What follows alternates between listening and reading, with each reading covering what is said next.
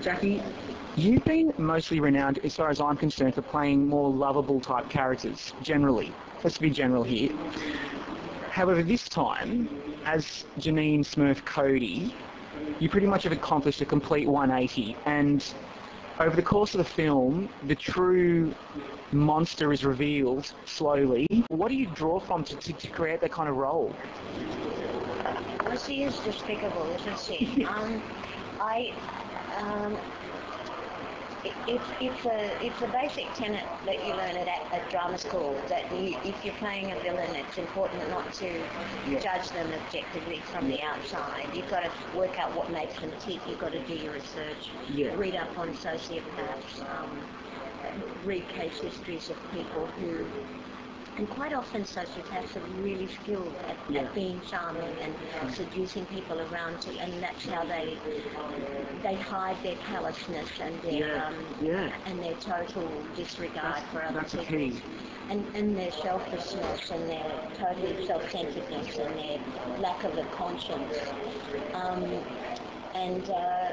I've got a couple of friends who are clinical psychologists, so I had some case histories to draw on, and also Melbourne in the 80s was a strike-torn place as far as the underworld went. So, and a lot of this is based in fact, even though it's a piece of fiction. So. Yes, it wasn't difficult to learn about these people. I don't really know any criminals, I'm just an ordinary girl from I know what you mean. But, I mean, the thing is, when I saw the film, I saw it from a perspective of not having read any hype at all.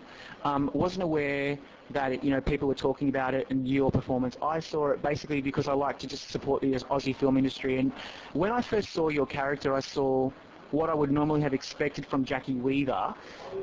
Delightful, playful, and then suddenly the cogs started turning, and it really was quite... And I think this is what people are responding to when they see the film.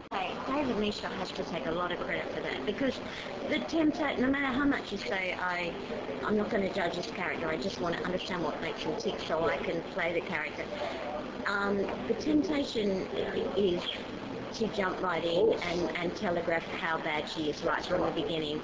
And of course, all people are complex. All people have many layers and many contradictions to them.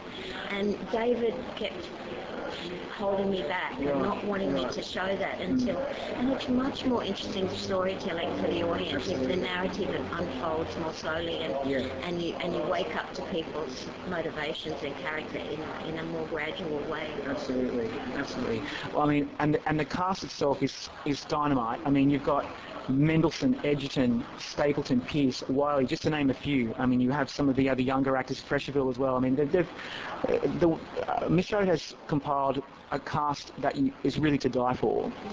And Laura. And I mean, wonderful. I mean, a probable winner on Saturday as well, probably. So I'm just curious, I mean, this is really a very general question, but what was it like working with all of these amazing actors? I had a great time. I had a lovely time. Yeah. I mean, sure, it was testosterone. All those young alpha males on the set, and particularly when the storyline got quite aggressive, it was very tense on set. We had a great first assistant director in Phil Jones. He ran a very good set. But there were times when it got very edgy. But it was exciting, it was great. It's like being on stage when something... absolutely. Which you can't say cut stage. I know. You certainly can't. And given that, I don't know, you must have just had some really good luck, or you've got some really good foresight, but now you're working in Uncle Vanya with probably the greatest assembled cast ever. Only to name a few, because we can't go into all of their names, but you've got Kate Blanchett, Hugo Weaving, Richard Roxburgh, John Bell, Sandy Gore. I mean, really, the whole cast is exemplary. I saw this show on Monday night. We were gobsmacked. It was absolutely fantastic. It went by so quickly. And I think we're going to America next year. Look, I wouldn't be surprised. It must be such a thrill for you to do that kind of work with the calibre of actors that you're dealing with every day. Yeah, it was thrilling, and it was great to work with Thomas Shasha. He's amazing. But Kate Blanchett so adorable. I'm totally in love with her. Yeah. As most people who meet her are. I was in love with her before I met Yeah, her, but absolutely. now that I'm working with her, and the same goes for Hugo and Rox. They're right up there, the pinnacle of. It's pretty impressive. Oh wow! No, I hadn't Oh, seen you haven't that. seen that yet? No. That's your for your consideration advert. Wow. Can I have another look? Sure. The purpose of Rolling Stone is the quote that They're using. that Sony Pictures Classic is using, where you set the screen ablaze. And if you go to any Oscar website, or websites that discuss awards, this ad is just plastered all over it, more than anyone else. Wow. Kudos to Sony Pictures Classics. They are the experts at this. They're probably up there with Harvey Weinstein in terms of knowing what to do and who to impress.